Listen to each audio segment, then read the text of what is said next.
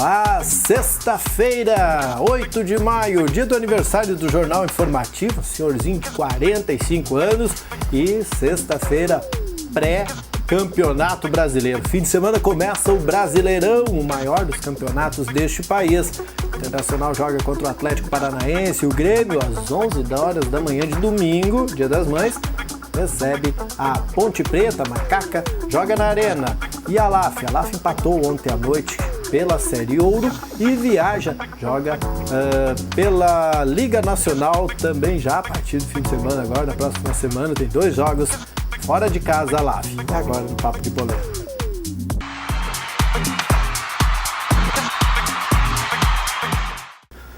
(8 de maio, Diogo Botti, informativo do Vale, fazendo 45 anos hoje. Muita coisa, hein? É história, né? Vendo as capinhas lá no especial que saiu hoje no jornal lá. Não tinha nem o pó dos ossos ainda, nós ali. Não era nem projeto, nem croqui, nada, né? Não era nem... Mas bem pertinho, Diogo. Tu, né? 70, né? Enfim, tá na década, pelo menos, né? Dia 8 de maio de 70 começou o informativo e de lá pra cá contou no ano da Copa, hein? No ano da Copa, hein? Do Tri. Ano bom, hein? Pra começar, hein? Excelente. Ano alto, brasileiro aí acreditando na mudança do país. 90 milhões em ações. Em ação. Em ação. Coisa linda. Isso aí. Então, parabéns ao jornal. Isso, e contou tudo que aconteceu nesse esporte aí nesses últimos 45 anos, 2 títulos, além de 70, porque pôde contar também, né? Foi em maio, junho, julho, Depois contou o Tetra e o Penta e o 7-1 que a Fiasqueira. E viu os principais títulos dos times gaúchos, né? Também. Pegou o Campeonato Mundial do Grêmio em 83, pegou o Inter em 2006, pegou o tricampeonato do Inter na década de 70, pegou títulos do Grêmio na década de 90, tem bastante coisa aí pra contar. É muita história. Se você quer conhecer toda essa história, ela está guardada em livros lá no museu, aqui em Lajeado, na biblioteca, na verdade, aqui em Lajeado. Dá para conferir toda a história. Mas vamos ao futebol e vamos ao futsal, que é o que interessa. Começando por futsal, o Diogo Botti ontem, quinta-feira à noite, aqui no Complexo Esportivo, a LAF fez um jogo de esquentar a torcida. É verdade, né, Márcio? Foi um jogo, na verdade, mais do frio, assim, né? Porque, tipo, o jogo... Né? A LAF realmente não consegue repetir ainda as atuações da Liga Nacional, as atuações que têm empolgado o torcedor, que tem levado grande número de torcedores ao Complexo da Univates. Assim foi contra o Brasil Quirim, contra o próprio Corinthians, onde conquistou a vitória. E ontem não conseguiu repetir um bom futsal, saiu perdendo, conquistou a virada, mas no final acabou sendo um empate, 2 gols de ex-jogadores da própria LAF, né? O Juninho e o Pior, que jogaram aqui no ano passado, acabaram decretando o empate em 2-2 com o Bento Futsal. A LAF agora volta a se concentrar na Liga Nacional, onde na segunda e quarta-feira faz um tour por Santa Catarina, enfrenta o Jaraguá e o Crona. 2 adversários aí em posições diferentes de tabela, o Jaraguá, que é um dos líderes brigando pelas primeiras posições, e o Crona está lá embaixo aí na luta contra o decesso até nas últimas nas cabeças, vamos dizer assim. Sim. Então são 2 confrontos, mas são 2 confrontos complicados, né, até por ser fora de casa, né? A LAF encarnou grandes jogos aqui dentro de Lajeado. Vamos ver como é que o time de Lajeado vai se comportar longe dos seus domínios. Um desses times, o Crona, esse é aquele mesmo que participou daquele campeonato que a LAF ganhou em Paraná no ano passado? Não. Aquele lugar Apuava. Ah, é verdade. Mas era catarinense também. Era catarinense, é. Não, na verdade esse aí é time do Paraná. Né? Os catarinenses era... eu não me recordo bem, mas acho que era o Joinville. Time de Catarina que teve. Aquele também é Também. Esse sim. Mas não, na verdade são times. O Crona, esse é uma equipe formada, até o próprio patrocinador master da Liga Nacional é Crona. Né? Então foi um time montado a partir de empresas e tal. E o Jaraguá é uma equipe bastante conhecida, uma equipe que por anos teve o Falcão como seu principal destaque. Né? O Falcão hoje que está no Brasil Quirim. Então são 2 equipes fortes que, conforme a gente, na verdade, são por etapas do ano. A gente vê assim, às vezes, equipes estão bem no primeiro semestre, acabam, com o mesmo elenco acabam ficando mal no segundo. Então o Crona não é uma equipe a se dizer que é todo ruim pela classificação de tabela. Eu acho que a LAF tem 2 difíceis compromissos e se trouxer de lá 2 empates, considero bom resultado. Isso aí. A LAF que está não está com bom rendimento no Gauchão, né, na Série Ouro, mas tem um bom rendimento na Liga empolgado Nacional. Na Liga Nacional, exato. Por isso que a gente aguarda que ela faça bonito lá em solo catarinense. Bueno. feito o futsal, onde deu 2-2, então, completando o placar, tem Campeonato Brasileiro. Já a partir desse fim de semana começa o Brasileirão com novidades, com os timezinhos que subiram, né? Exatamente. Quero ver quem é que tu vai te apaixonar esse ano. Tu vai continuar com o Luverdense? Eu gosto da Série Ou tu B. vai pro Macaé, por exemplo, esse time assim. Tem o Paysandu voltando, tem o CRB. Esses são os times desse ano. Eu gosto do Luverdense para poder falar Luverdense. Luverdense, tá por causa do Harry. Eles fecham a porta.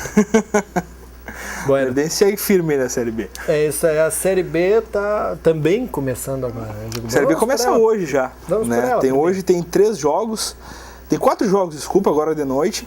Né? Tem o ABC enfrentando o Oeste, o Atlético Goianiense contra o Boa Esporte, o Paraná contra o Ceará e o Mogi Mirim contra o Criciúma. Jogos da Série B iniciando hoje já e já complemento da rodada é amanhã. Amanhã, a partir das 16h30, tem Vitória e Sampaio Correia, mesmo horário para Macaé e Santa Cruz, América de Mineiro e Bahia, Náutico e Luverdense, Paysandu e Botafogo, e o CRB Bragantino 21 horas, só corrigindo. E o Botafogo é uma tranqueira, né? Vai, volta. O meu amigo Cássio Pereira, que é o único torcedor do Botafogo aqui de Lajeado, aliás, nem está mais morando aqui, está morando agora no Rio de Janeiro, mas esse soft. Uma em cima e uma embaixo. E isso na Série B, os jogos da Série B, que já começam hoje, as emoções da Série B. E da Série A, que é a grande novidade do ano, além dos clubes que entraram, são os horários dos jogos, né, Diogo? São os horários, começando no domingo, logo com o Grêmio, né? Vamos dar uma passada na rodada agora do sábado, 16h30, 18h30, tem Palmeiras e Atlético Mineiro, mesmo horário para Chapecoense e Curitiba, e às 21 horas o Fluminense enfrenta o Joinville, que é uma das novidades aí na Série A. No domingo, então, o Grêmio abre às 11 da matina, Grêmio e Ponte Preta. O almoço do Dia das Mães vai ter que ficar um pouquinho para depois, né? Com todo respeito, eu postei isso nas redes sociais aí. Quem escolheu o horário domingo das 11 horas não é problema. Mas domingo do Dia das Mães às 11 horas, o cara é filho de chocadeira, né? É verdade, fica complicado. Pela questão cultural, né? Lógico, então, quem é que não vai querer almoçar com a mãe no domingo, né? Às 11 horas. O gremista também pode. Pode aproveitar também, talvez, puxando pro lado positivo. Vamos tentar achar um lado positivo, né? Sim. Pode levar a mãe e dar de presente uma ida pra arena, né? Assistir a Ponte Preta, que é um jogo, teoricamente, não tão complicado pro Grêmio. Talvez o Grêmio não vive uma boa fase aí, mas possa estrear com 3 pontos, por que não? Contra a Macaca, que fez bonito no Campeonato Paulista, mas lembrando que o Grêmio é infinitamente maior, né? Tem mais tradição do que a Ponte Preta. Joga em casa, né? Exatamente. Completando então, aí todos os jogos depois começa para 16 horas, São Paulo e Flamengo, Cruzeiro e Corinthians, Atlético Paranaense e Inter, Sport e Figueirense. 18h30 a gente tem Vasco e Goiás e o Avaí enfrenta o Santos, fechando a rodada. Figueirense, Chapecoense, Joinville, são 3, tem mais algum? Catarinense? Avaí 4. Tá bom, né? Não, 4 tá bom, né? 3. Avaí, Figueirense e Joinville. E a Chapecoense 4. Ainda bem que caiu o Criciúma. Se não cai o Criciúma, dá 5. Tipo, o estado com mais times no Brasileirão. Lá de São Paulo. Santa Catarina, tá bom. Impressionante, hein? E dá pra dizer que com um orçamento infinitamente mais baixo do que Rio Grande do Sul, do que Minas, Rio de Janeiro. Chega a ser ridículo. Mas são parelhos esses times lá, né, Diogo? Tipo, Chapecoense, Joinville, Avaí, Criciúma, que caiu, e o Figueirense, eles são times parelhos, assim, tipo, não tem uma dupla Grenal lá. Tem essa galera toda que tá ali toda batendo orelha. E tem outros clubes que poderiam estar também, né? Na verdade, o futebol catarinense, ele vive uma fase... como tu disse, não existe uma diferença enorme, por exemplo, como Internacional e o Lajadense, ou o Grêmio e o Brasil de Pelotas. Isso não existe lá em Santa Catarina. Os clubes são muito nivelados, até pelo orçamento de televisão que a gente comenta, né? O orçamento de TV, questão de mídia de CBF, tudo isso, os valores se assemelham, e esses clubes que estão na Série A hoje é puro planejamento. São equipes medianas que fazem um trabalho de gestão fantástico, jogadores não tão badalados quanto o São Paulo, Rio Grande do Centro, aí, Minas e Rio Grande do Sul, mas são times competitivos. Propriamente dito, o ano passado o Chapecoense fez 5 no Inter, né? Então, tipo, consegue resultados expressivos ainda, mas claro, todos eles, qualquer um dos 4 que a gente falou, Chapecoense, Avaí, Figueirense e o próprio Joinville que subiu, são candidatos ao rebaixamento. Todo início de competição a gente fala isso. Mas claro que sempre a gente aguarda uma surpresa. O futebol catarinense vem muito forte há alguns anos e a consolidação de um trabalho feito fora de campo. No último ano caiu só o Criciúma. O Criciúma subiu 2, né?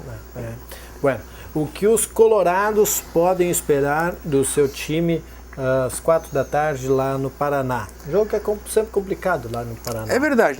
O que eu preciso dizer é que o Inter pode aproveitar o mau momento do Atlético Paranaense. O Atlético Paranaense eliminado da Copa do Brasil pelo Tupi. Conhece o Tupi? É só o Índio. Esse aí. Foi eliminado, né? O Tupi. O Tupi que é de Minas Gerais. Eliminou o Atlético Paranaense. Então o Atlético Paranaense que lutou para não cair no campeonato estadual, vem para o Brasileirão. Sua estrela é o Valtinho. Fortinho aqui? Valtinho, exato. Né? Tipo, o centroavante aí que deve estar em campo contra o Internacional. O Inter tem suas atenções voltadas somente para o confronto com o Atlético Mineiro de volta pela Libertadores. Deve ir com um time misto do reserva, do misto do Sub-23, do Sub-B. É mais ou menos isso para embarcar. Mas, lembrando que deve ter jogadores experientes, como o Hever, como o Anderson, talvez o goleiro embarque também, o Alisson. Então o Inter vai com um time supostamente reserva, mas com jogadores rodados, com jogadores experientes. Então não dá para se duvidar uma vitória do Inter no Paraná na estreia. É um time que tem entrosamento, os jogadores já se conhecem, como praticamente todo o grupo do Inter já se conhece, já se jogou junto e está em ritmo de jogo. Então a gente espera, claro, jogando fora, o Inter vai ter a obrigação, talvez não se abra tanto, talvez espere o Atlético Paranaense ver como é que a forma vai jogar, mas o certo é que não dá para descartar uma vitória colorada pelo momento que vive o clube no todo. Não é a tradição do Internacional começar bem o Campeonato Brasileiro. Sempre naquela choradeira. Assim. É verdade. Primeiro jogo, pelo menos. É verdade. O Inter não tem essa, vamos dizer assim, aquele sprint inicial, assim, né? Que a gente vê de alguns clubes aí que vai e soma 5, 6 vitórias consecutivas. Então pode dizer que a desculpa agora pode ser a Libertadores da América. Pelo menos tem um jogo para dar de desculpa. Né? Mas isso aí é relativo, né? Mas, por exemplo, o próprio 2006 foi um ano que o Inter conquistou a Libertadores. O Inter foi vice do brasileiro, né? Atrás do São Paulo. Então depende, na verdade, claro, a gente sabe que todo ponto é importante porque é um somatório, né? Mas considerando assim, o Inter não está descartado, mas eu acho que no momento que vive, com uma partida decisiva no meio da próxima semana já, está total certeza de mandar um time não tão, vamos dizer assim, frágil para enfrentar a estreia do Brasileirão. Para encerrar a rodada, Diogo Borti, nós falamos que há possibilidade sim do Grêmio ganhar, porque a Ponte Preta é um time menor, é um time mais fraco, mas enfim, pequeno, né? Menor. Sim. O que os gremistas podem esperar? Vai ter novidade? O Grêmio vai ter novidade sim em campo aí. O técnico Filipão indicou, fez treinamento aberto hoje com a presença da imprensa, indicou 3 mudanças na equipe que jogou no último domingo, perdeu o Campeonato Gaúcho no Grenal. O Wallace está entrando no meio de campo no lugar na vaga do Felipe Bastos, tudo por questões técnicas. O Rafael Galhardo está entrando no lugar do Matias Rodrigues, lateral direita, e o Yuri Mamute assumindo a posição de centroavante no lugar do Brian Rodrigues. São mudanças táticas, demorou, mas é breve, porque segunda-feira o Yuri Mamute já vai para a seleção brasileira sub-20 do Mundial, 40 dias fora. Então demorou, mas não vai fazer efeito. Então são mudanças táticas que o Filipão promove, não deve mudar o esquema, somente as peças. O papo no Grêmio hoje é a questão da rescisão do Christian Rodrigues, né? O Cebola jogou 88 minutos, não deu um jogo inteiro. Tá fora, tá embarcando de volta lá para a Espanha, que tem seu passe Atlético de Madrid. Jogador que não viveu de lesões aqui em Porto Alegre. Pelo que o Rui Costa falou, foi ideia dele mesmo, propôs a rescisão de contrato. Certo que o Cebola não aprovou, está indo embora o Christian Rodrigues do Grêmio, sem jogar uma partida inteira. Que era para ser um grande nome, né? É um grande nome, mas... É um grande nome, mas realmente não teve condições. Né? Não deu, como diz um amigo. Né? E deu para nós por hoje. Nós voltamos na segunda-feira, depois do Redação Informativa, falando de como foi esta rodada. Quem sabe com as vitórias da dupla Grenal no Campeonato Brasileiro e também já prevendo então o jogo da LAF que acontece na próxima segunda-feira. Né, isso aí, segunda-feira lá em Santa Catarina. Pela Liga Nacional. A todos, bom fim de semana, feliz dia da mamãe no domingo, as mamães gremistas que conseguirem então, mete a pressão, vê se ganham um ingresso para ir na arena. O próprio Grêmio deve fazer alguma promoção quanto a isso, né? Mano, eu acho que quando era mais Grêmio do estádio, era mais fácil. Era mais fácil, agora a gente aguarda a boa vontade da OS, né? Que não existe muito. Mas enfim, segue lá e bom fim de semana, excelente Dia das Mães para você. Um abraço, feliz Dia das Mães a todas.